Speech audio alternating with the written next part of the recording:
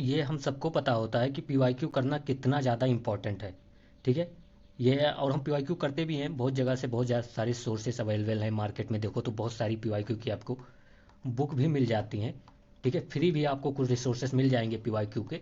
हम पीवाईक्यू बहुत अच्छे से करने का ट्राई भी करते हैं, लेकिन जब एग्जाम में जाते हैं तो हमें लगता है कि यार पीवाईक्यू से उतने सारे क्वेश्चन आए नहीं जितने आने चाहिए। ज़्यादा से ज़्यादा क्वेश्चन जो डायरेक्टली रिपीट होते हैं वो 2 से 3 क्वेश्चन हो गया तो हो गया रिपीट। ठीक है, बाकी जो पीवाईक्यू से होते हैं वो क्वेश्चन डायरेक्टली नहीं रिपीट होते, यही हम जब एग्जाम में होते हैं तो यही हमको मिलता है देखने को।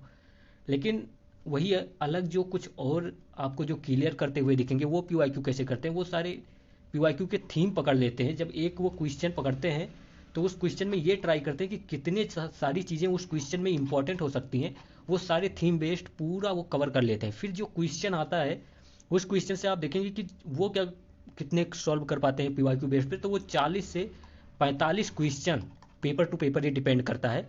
वो अपने कटाप से, अगर मैं कहूँ तो वो अपने कटाप से केवल 2 से 3 क्वेश्चन कम ही होगा जो वो कट ऑफ उनको क्लियर करने से रोके। उतने up to the cut off they can solve from the only PYQ. Okay, cut off तक वो पीवाईक्यू से सॉल्व कर सकते हैं। फिर वो 2 से 3 क्वेश्चन इधर उधर से लेकर अपना वो कंप्लीट कर लेते हैं।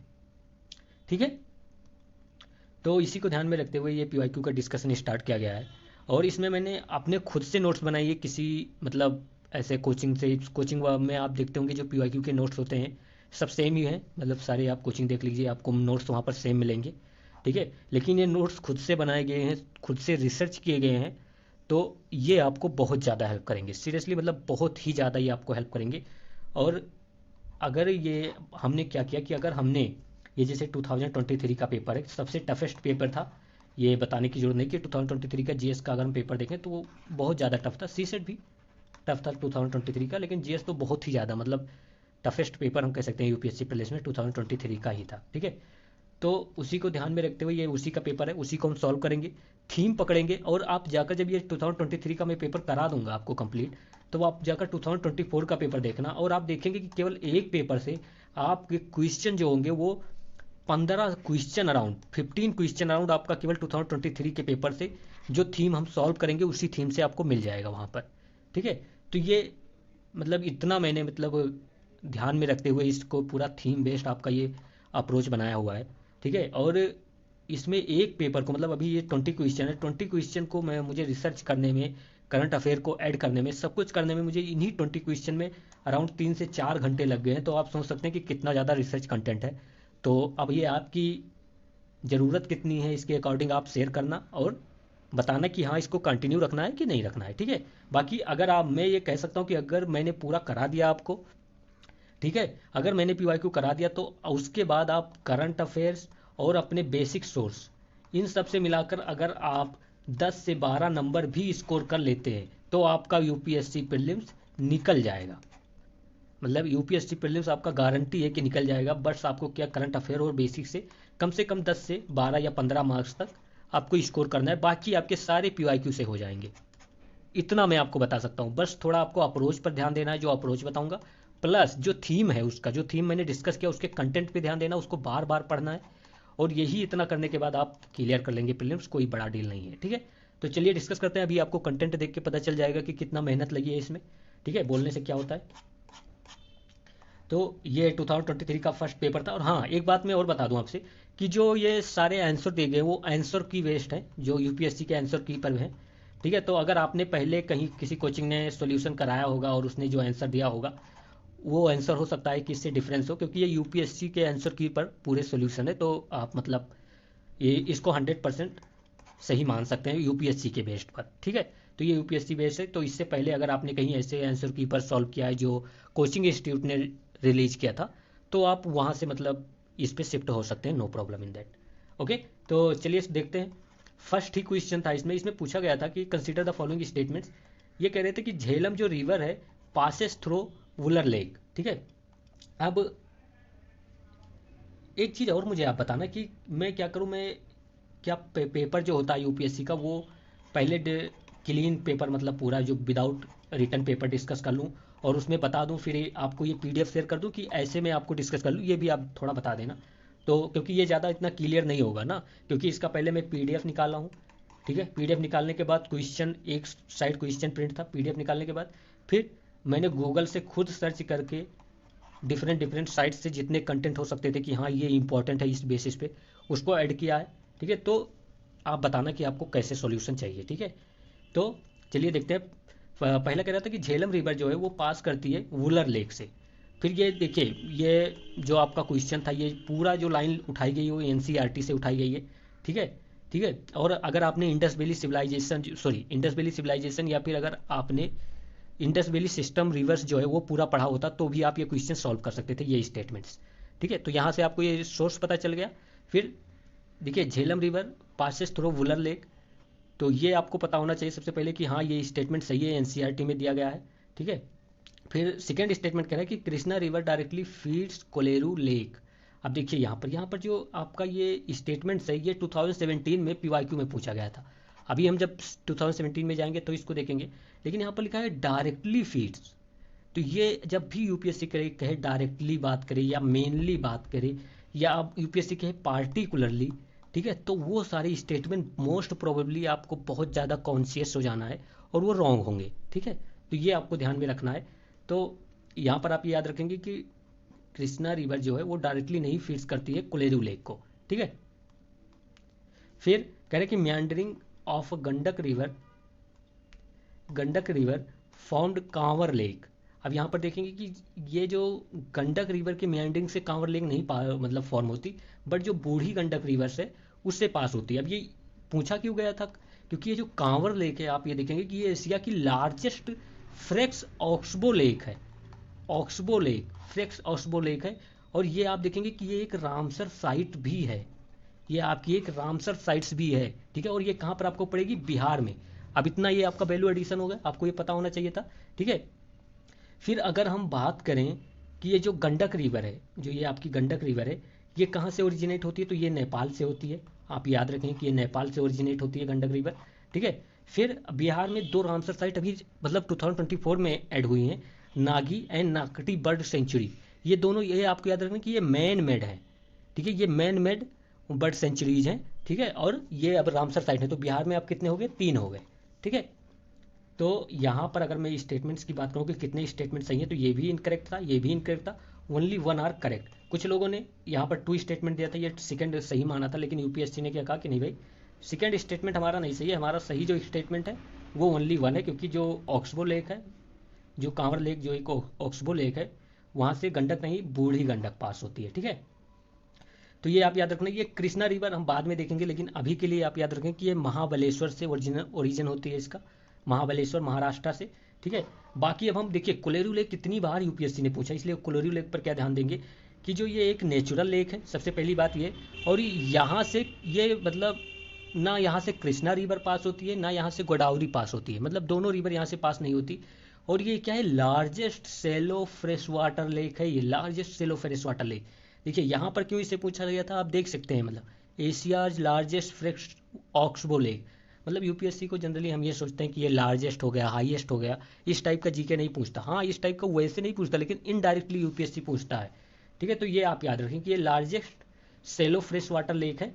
ठीक है, फिर अगर हम बात करें तो कृष्णा और गोदावरी तो नहीं पास होती, ये आप नहीं भी याद रख सकते, तब भी आप याद रख मतलब ट्राई करना कि अगर कभी कहे कि कावेरी वगैरह या और कोई रिवर है, तो कोई मेजर रिवर कोलेरू लेक से नहीं पास होगी, वहाँ से जो रिवर पास होती है वो है बुढ़ामेरू एंड तमिल मेरू। ठीक है, मतलब ध्यान रह जाएगा तो ठीक है, नहीं ध्यान रहा तो भी कोई बात नहीं। फिर ये भी एक वेटलैंड से देख सकते हैं कि ये दोनों वेटलैंड थे, इसलिए यूपीएससी ऐसे भी आप समझ सकते हैं कि वेटलैंड्स कितना इंपॉर्टेंट है। फिर यहाँ पर एक मैंने सर्च किया तो मिला कि एक वड्डी कम्युनिटी पीपल्स हैं, वहाँ पर रहते हैं, तो थोड़ा आपको हो सके तो आप इसका ध्यान रखेंगे।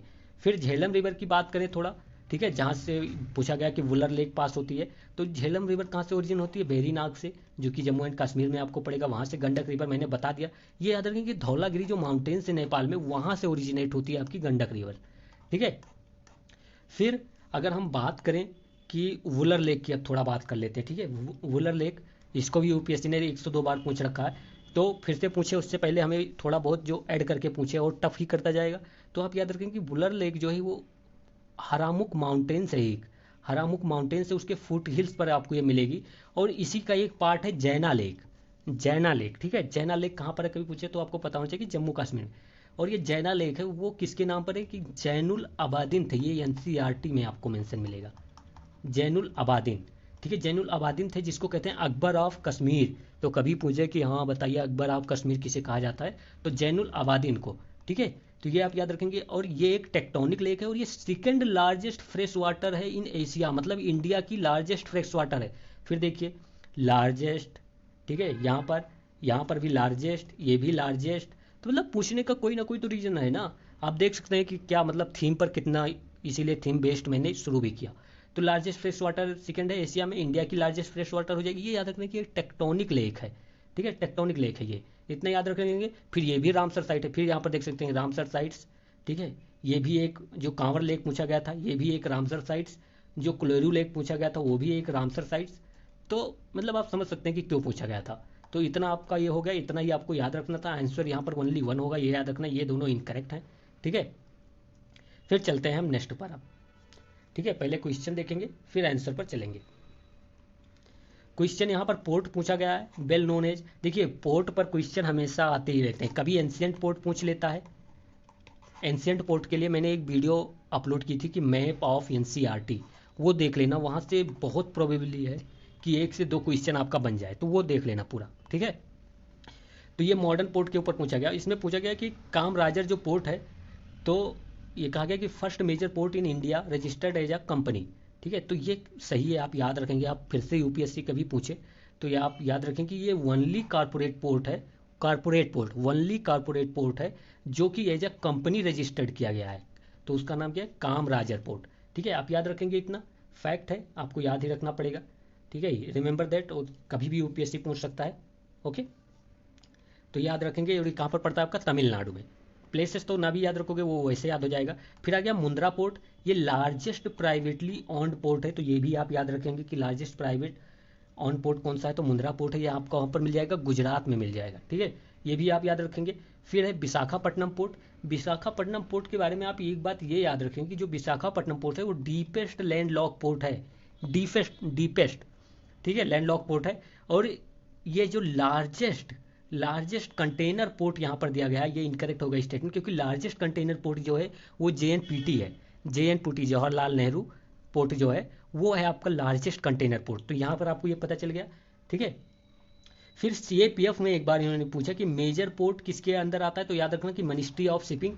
तो ये मतलब सेंटर जो है वो एडमिनिस्टर करता है मेजर पोर्ट, और माइनर पोर्ट किसके रिस्पेक्टिव स्टेट गवर्नमेंट के अंदर आएगा। तो ये आप याद रखेंगे। अभी अगर बात करें हम तो 13 मेजर पोर्ट है, ये भी आपको पता होना चाहिए, थोड़ा मतलब नंबर चेंज करके बोल सकता है। ओल्डेस्ट पोर्ट जो हमारा है वो कोलकाता है, या इसको आप कहते हैं श्यामा प्रसाद मुखर्जी पोर्ट। ठीक है, तो ये भी आप याद रखना थोड़ा, यहाँ से मैं जूम आउट कर लिया हूँ, देख लेना। तो ये देखिए श्यामा प्रसाद, और ये याद रखना कि ओनली रिवराइन पोर्ट अगर पूछे तब भी आपका कोलकाता या श्यामा प्रसाद मुखर्जी पोर्ट आ जाएगा, जो कि हुगली रिवर के पास है। तो ये भी आप याद रखेंगे। ठीक है, फिर आप याद रखेंगे कि लार्जेस्ट पोर्ट, मतलब वैसे नहीं, सब में लार्जेस्ट पोर्ट जो है तो वो कौन से, तो एक मुंबई पोर्ट है, और ये एक नेचुरल पोर्ट है। मुंबई पोर्ट क्या है, एक नेचुरल पोर्ट है। तो ये भी आपको पता होना चाहिए। तो इतना आप याद रखेंगे। ठीक है, इतना पोर्ट के बारे में आप पूरा याद रखेंगे। तो अब पोर्ट के बारे में अगर यूपीएससी मॉडर्न पोर्ट में यूपीएससी क्वेश्चन पूछता है तो आपका यहीं से हो जाएगा। ठीक है, तो यहाँ पर आपका ओनली कौन से स्टेटमेंट सही थे, ओनली 2 स्टेटमेंट सही है, कामराजर पोर्ट, मुंद्रा पोर्ट, यही 2 स्टेटमेंट सही है। विशाखापट्टनम क्या है, लार्जेस्ट कंटेनर पोर्ट नहीं है, ये डीपेस्ट लैंड लॉक पोर्ट है। लार्जेस्ट कंटेनर की बात करेंगे तो जेएनपीटी है। Okay, I hope you understood. अब हम चलते हैं 3rd नंबर क्वेश्चन पे। देखिए 3rd नंबर क्वेश्चन जो है,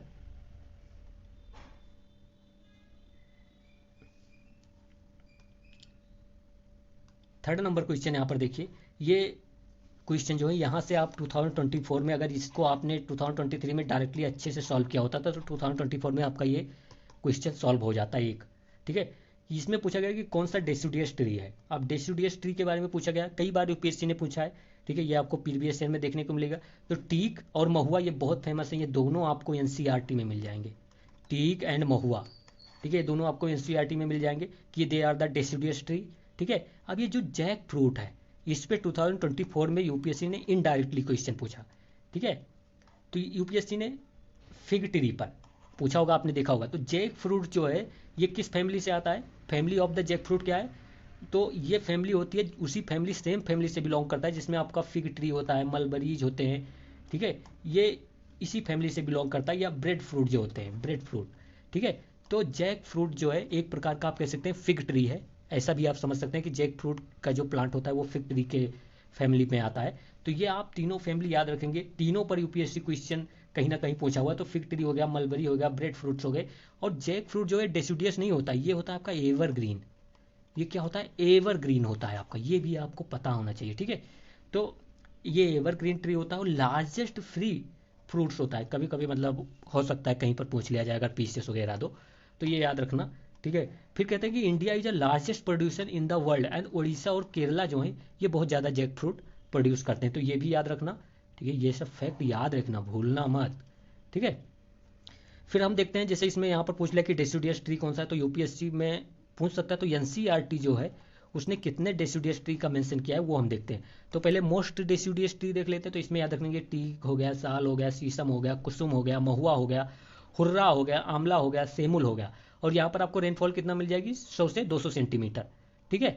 फिर ड्राई डेसिडियस ट्री की बात करें तो कौन कौन, एंदू हो गया, पालस हो गया, बेल हो गया, खैर हो गया, अमलतास हो गया, पीपल हो गया, नीम हो गया, एक्जेलवुड हो गया। तो ये सब किसके अंडर आते हैं, ड्राई डेसिडियस ट्री। देखिए आपको अगर नहीं याद होता तो आप दोनों एक साथ याद कर लो कि हाँ ये सब डेसिडियस ट्री है, तब भी आपका काम हो जाएगा, लेकिन आपको पता होना चाहिए, ठीक है। तो इतना आपको पता हो गया। फिर जो फिग ट्री पर 2024 में आप क्वेश्चन देखेंगे वो क्या है कि ये एक यूनिक रिलेशनशिप बनाता है विथ इंसेक्ट्स। तो ये सिम्बायोटिक या यूनिक रिलेशनशिप इंसेक्ट के साथ बनाता है, और यही यूपीएससी में 2024 में क्वेश्चन पूछा गया था। और आप ये देखेंगे तो ये सीसेट में भी इस पर आ गया है कि पूरा फिग ट्री के बारे में उन्होंने क्वेश्चन पूछा है, फिग ट्री एक सेक्रेट ट्री है वगैरह वगैरह, फिर वो इंसेक्ट वगैरह को बहुत ज़्यादा मतलब हेल्प करता है।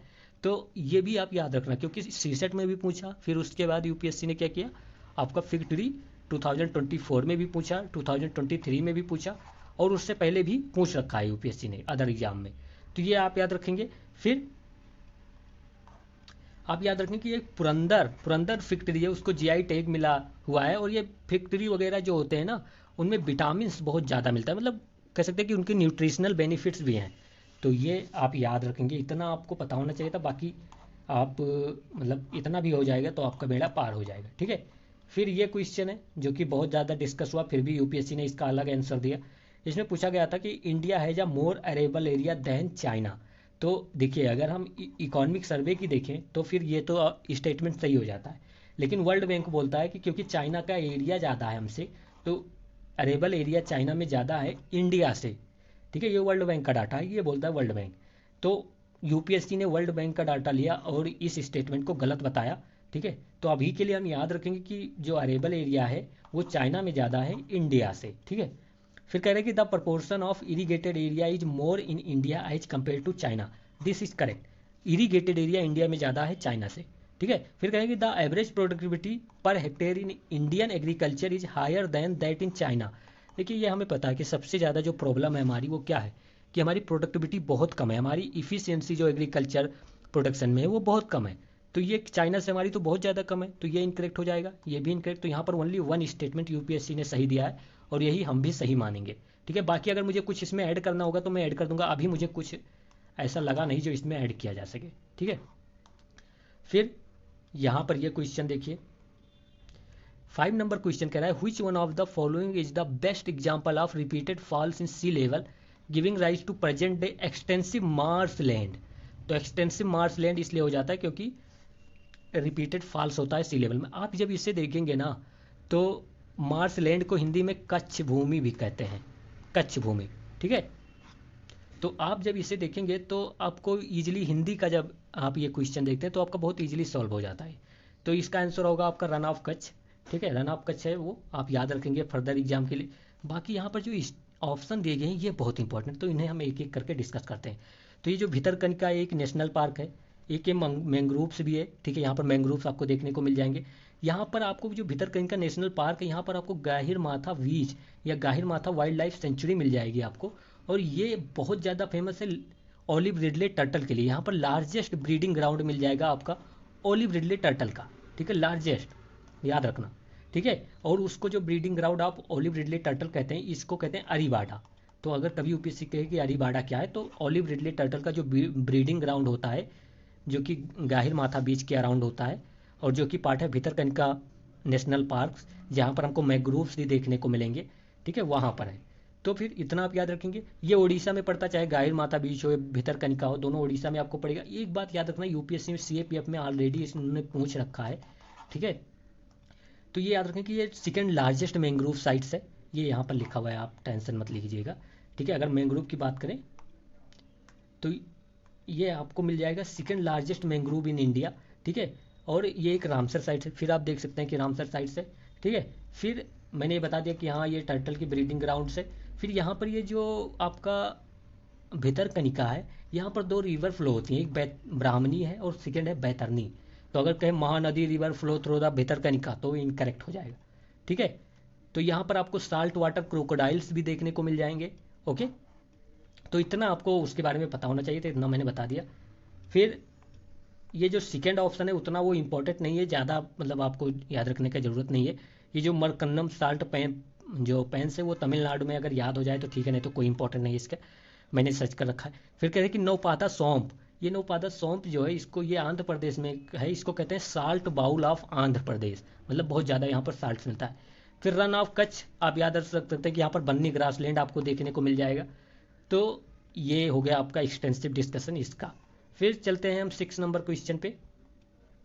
6 नंबर क्वेश्चन पूछ रहा है कि जो इल्मेनाइट और रूटाइल्स हैं ये किसके रिच सोर्सेस हैं जो कि they are available in certain coastal tracts in India.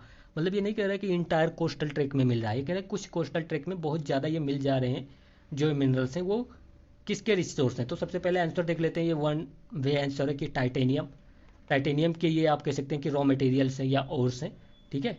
तो इतना आपको पता हो गया। बट ये यहाँ पर जो पूछा गया कि सर्टेन कोस्टल ट्रैक्स में मिलते हैं, तो वो कोस्टल ट्रैक्स क्या हैं आप याद रखें कि गुजरात और उड़ीसा में ये आपको रूटाइल वगैरह वहाँ के कोस्टल रीजन में मिलता है ये, ठीक है। फिर हम बात करते हैं, थोड़ा इसको मैंने जूम आउट कर लिया, आप जब पीडीएफ मिलेगी तब आप जूम करके देख लेना। फिर आप ये याद रखेंगे कि जो टाइटेनियम है उसका 11% ऑफ वर्ल्ड डिपॉजिट इंडिया में मिल जाता है, और मेजर जो प्रोडक्शन है वो केरला की ये मिनरल लिमिटेड है वो करती है।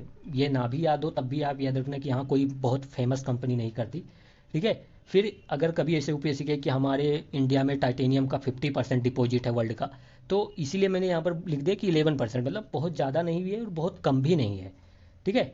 फिर ये देखिए यहाँ पर ये एटॉमिक मिनरल्स जो हैं वो आपको पता होना चाहिए, क्योंकि ये जो आप लिमनाइट या रूटाइल देखते हैं ये एटॉमिक मिनरल्स है। तो कुछ एटॉमिक मिनरल्स जो इकोनॉमिक सर्वे हो गया, जो हमारा पीआईबी हो गया, उसमें मेंशन थे, इसलिए मैंने यहाँ पर लिख दिया, ये याद रखना। जैसे कौन कौन से, जार्कोनियम हो गया, यूरेनियम हो गया, मोनाजाइट हो गया, रूटाइल हो गया, इल्मेनाइट हो गया। तो ये सब आपके एटॉमिक मिनरल्स हैं।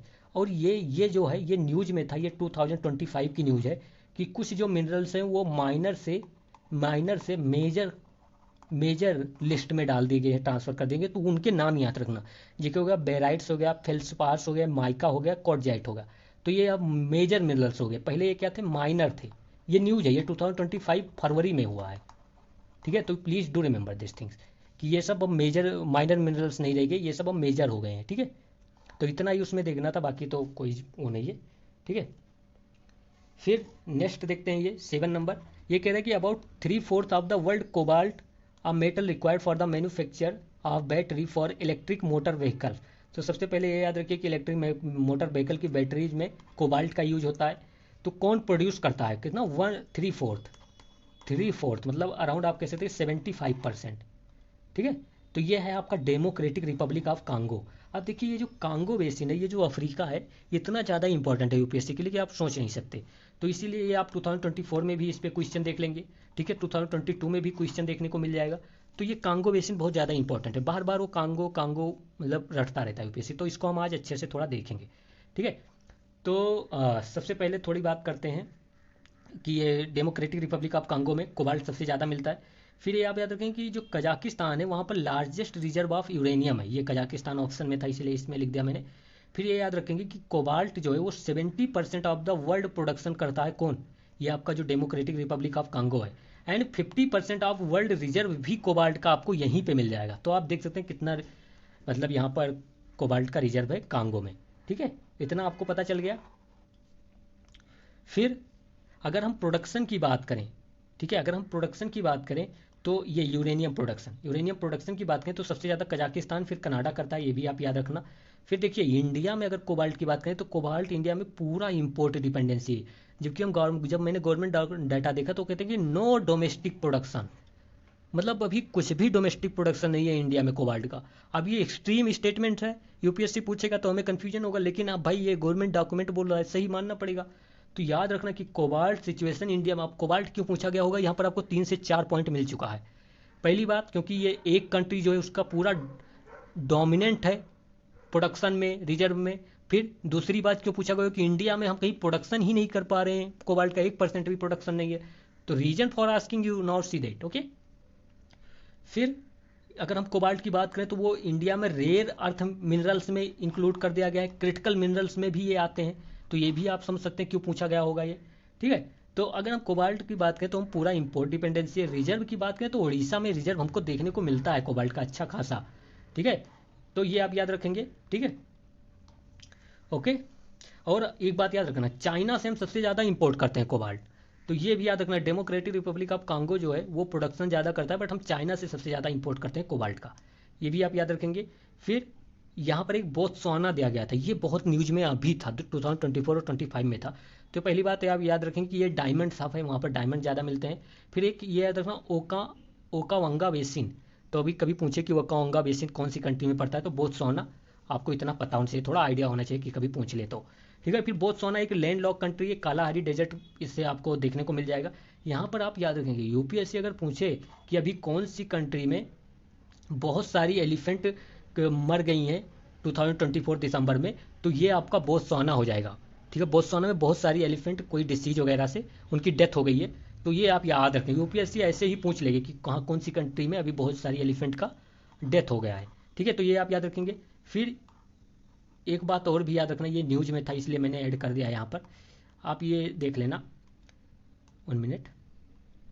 ये नामीबिया बहुत सारे ज़्यादा न्यूज में मेंशन था। और क्यों न्यूज में मेंशन था, क्योंकि गवर्नमेंट ने यहाँ कहा कि देखिए बहुत सारी एलिफेंट जो बड़े बड़े एनिमल्स हैं उनको किल करने का और एज अ मीट उनको खाने का अलाउ कर दिया है। तो अभी ये भी यूपीएससी पूछ सकता है, ये न्यू डेवलपमेंट है, तो यूपीएससी पूछ सकता है कि कौन सी अफ्रीकन कंट्री ने बहुत सारे एलिफेंट को एज अ मीट और कंजम्पशन के लिए अलाउ कर दिया है, तो वो नामीबिया, ठीक है, ये याद रखेंगे पहली बात। फिर नामीबिया में आप ये याद हो जाए तो याद रखना कि जो इस्तोसा नेशनल पार्क है वो नामीबिया में, एक बार कभी 1990 के अराउंड यूपीएससी ने इसे पूछ रखा था, तो मैंने यहाँ पर ऐड कर दिया। कालाहारी डेजर्ट यहाँ पर पड़ता है, तो आपको पता ही होगा नामीबिया में। फिर ये बाउंड्री किससे शेयर करता है, क्योंकि ये न्यूज में है तो आपको याद रखना, अंगोला हो गया, जाम्बिया हो गया, साउथ अफ्रीका हो गया, बोत्सवाना हो गया ये। और ये लैंड लॉक नहीं है क्योंकि अटलांटिक ओशन से शेयर करता है बाउंड्री, तो ये भी आपको पता होना चाहिए था, मैंने बता दिया आपको, ठीक है। फिर इतना नामीबिया के बारे में पता चल गया, बोत्सवाना के बारे में पता चल गया। अर्जेंटीना के बारे में आपको पता होगा कि ये लिथियम ट्राइंगल का पार्ट है। लिथियम ट्राइंगल में कौन कौन से, एक अर्जेंटीना हो गया, एक बोलीविया हो गया, एक चिली होगा। हम कैसे याद रख रहे हैं, ABC से, अर्जेंटीना, बोलीविया, चिली, ऐसे ही याद रखते थे, ठीक है। फिर हम बजट देखते हैं यहाँ पर, देखिए बजट जो 2025-26 आया था उसने कुछ ट्रांसफॉर्मेटिव रिफॉर्म्स एरिया इंक्लूड किया कि हाँ हम इन एरिया में बहुत ज़्यादा रिफॉर्म्स करेंगे, और वो एरिया आपको पता होना चाहिए। ये एरिया मैंने यहाँ पर क्यों मेंशन किया, क्योंकि यहाँ पर एक एरिया माइनिंग भी इन्होंने इंक्लूड किया कि इसमें हमें बहुत ज़्यादा अच्छा रिफॉर्म लेना है, ठीक है। तो ये आप याद रखेंगे। अच्छा, शायद मैंने उस टाइम ये नहीं बताया था कि ये जो आपका केरला है, केरला में जो इल्मनाइट है, जो आप समझ सकते हैं, वो मेजर प्रोडक्शन करता है। बाकी आप वो देख लेना जब ये डाउनलोड करेंगे। तो अभी यहाँ पर देख लीजिए कि ट्रांसफॉर्मेटिव रिफॉर्म्स बजट ने जो 2025 में कुछ एरिया मेंशन किया उनका याद रखना कि माइनिंग है, टैक्सेशन है, पावर सेक्टर्स है, फाइनेंशियल सेक्टर्स है, अर्बन डेवलपमेंट है और रेगुलेटरी रिफॉर्म्स है। तो ये कुछ ऐसे यूपीएससी से डायरेक्टली पूछ लेगा कि बजट में क्या क्या था, तो ये आप याद रखना, ठीक है। बाकी ये हो गया यहाँ पर, ओके। तो अभी यहीं पर मैं बंद करूंगा क्योंकि मुझे लगता नहीं कि इस पर आपका रिस्पांस अच्छा होगा, क्योंकि आप लोगों को अभी वही बुक के सोल्यूशन को पढ़ के जाना है, तो आप पढ़ के जाइए। लेकिन अगर आप कहेंगे तो डिस्कशन कराऊंगा, नहीं करेंगे तो भी मतलब वो फिर मुझ पर डिपेंड करता है कि कराना है कि नहीं कराना है। अगर आपका रिस्पांस अच्छा रहा, आपने शेयर किया इसे, तो बिल्कुल डिस्कशन कराया जाएगा, और ऐसा कराया जाएगा कि आपका प्रीलिम्स मतलब 90% क्वेश्चन ट्राई किया जाएगा कि यहीं से आ जाए, क्योंकि मैं करंट जो भी है वो भी मैं ट्राई करता हूँ कि इंक्लूड कर लूँ क्वेश्चन बेस्ड पर। और जब हम अराउंड 1990 तक क्वेश्चन कर लेंगे तो फिर समझ सकते हो कि क्या होगा। बाकी मैं आपको CDS भी करा दूंगा, CAPF भी करा दूंगा, ठीक है, तो आप उसमें भी समझ सकते हैं कितना इंपॉर्टेंट होगा। बाकी आप देखना अपने अकॉर्डिंग, ठीक है। जय हिंद, जय भारत। बताना कंटिन्यू करना है, अगर कंटिन्यू करना है तो आप कैसे बताएंगे, शेयर करके अपने लोगों को, ठीक है। ओके।